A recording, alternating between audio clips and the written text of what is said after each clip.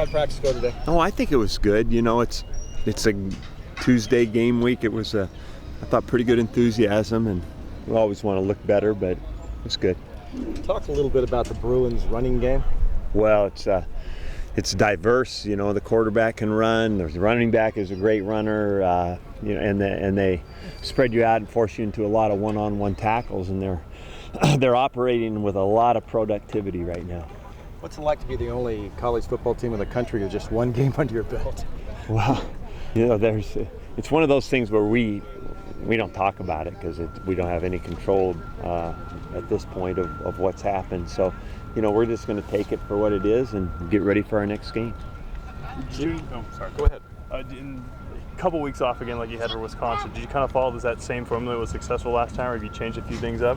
Well, you know, we had kind of our bye week planned for a long time. That's the difference in that week. But prior to Nicholls State, it was all a surprise, right? We got to Wednesday night before we knew we weren't playing. So, you know, this was more in the plans of how we were going to handle a bye week, how we're going to practice, give the kids some time off, and come back and have a game week. Mike, I know that this weekend, you know, with a win, you'll tie for the all-time winningest head coach here. We kind of talked about it before, but can you just kind of again talk about what that'll mean for you? Well, we got to get it first. You know, that's the number one thing, and that's the most important thing. But the thing I like about it is, you know, the fact that we've been able to be here for a while, and we've had a good group of people work at this thing for a long time, and that continuity and that longevity are very, very important to doing what we want to do. So that's what makes me feel good about that. With UCLA's running game, I saw you have Malcolm Agnew running against your defense there. Was that just to give him a different look? Was you kind of like Franklin? Oh, he was over there last week for Wisconsin too, and so was Teron Ward from time to time. We're going to alternate a couple of those backs over there from time to time to help Chris Brown out, so he doesn't have to carry all that load.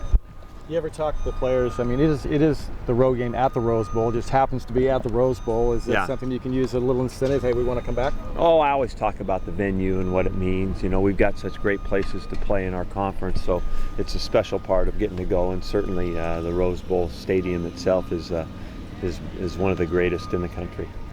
Is it a particularly tough place to go into and play just because of that? No, not really. You know, it's a great stadium. It's particularly tough because I think UCLA is good, and we haven't done very well down there. So, you know, that's the hardest part about it is the other team. But it's a great place to go play. Mike, as a head coach, how would you describe the advantage you get coming off a bye week when the other team is not? Well, you know, I suppose there's an advantage in getting some guys healthy and maybe a little extra time to prepare.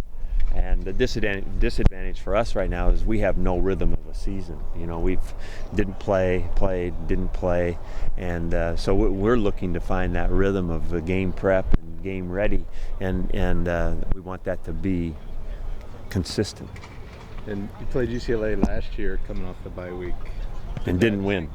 Yeah, and didn't win. So there are no guarantees, you know, and once the week's over, it's gone. I mean, so we're into just getting ready for the game right now. Like, what do you think about all these programs around the Pac-12 going to the spread and using that spread offense? You know, what do you think about that? Well, I think that it's very, it's kind of very common for each coaching staff to do what they like to do. So we hired in this conference a number of guys that were spread coaches, so they're going to come in, you know, Leach in Washington State and Rich down in Arizona, and then they hired Noel Mazzoni, who's been running that at Arizona State. And then you've got two standard offenses in our league, and it's almost divided evenly. You know, you've got Stanford running a pro style offense, you got SC running that kind of offense, you got Cal running kind of a mixture but mostly pro style offense, and then we're kind of like that.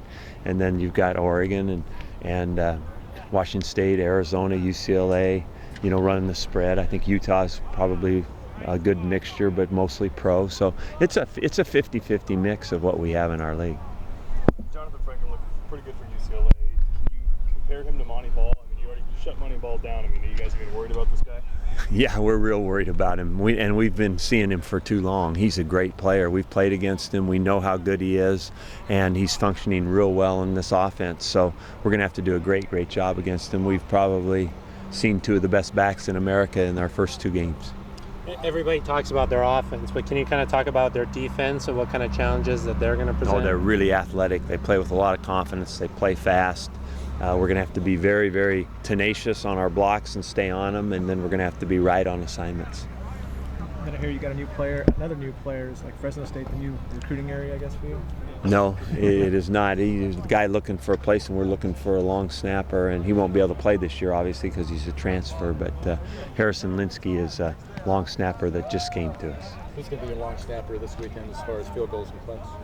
Well, it's going to be, again, Mike Morovic, yeah.